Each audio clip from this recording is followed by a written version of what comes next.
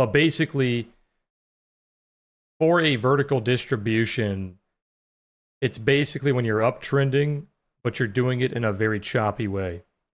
So instead of just cleanly putting in new highs, a little bit of a pullback, new high, pullback, you're doing that, but you're doing it very close together, right? So these new highs and these pullbacks are pretty much happening instantly after breaking the prior high.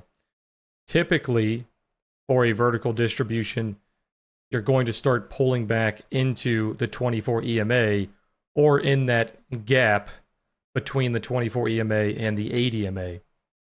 The 8 EMA is seen as the aggressive average.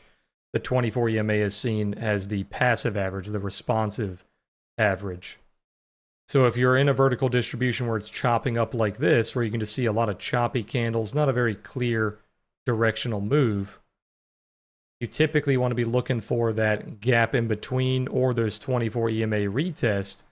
But in the case of this example, it is extremely aggressive because you're holding on to that 8 EMA the entire way up. So they're basically not allowing you to wait for that 24 EMA. So if you do want to buy this, you still do not want to be a breakout buyer. Being a breakout buyer during a vertical chop like this is a very easy way to lose money.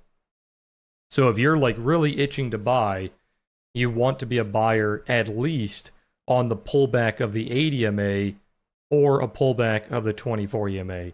Try to refrain from buying the breakouts on the highs, because as you can see, look at all these little breakouts that you have that are just pulling back instantly. Look at these red candles. They don't look like much, but if you're using a very tight stop loss on these breakout trades, you are going to be stopped out. Okay. So be very careful when you're being a breakout buyer during a vertical chop like this.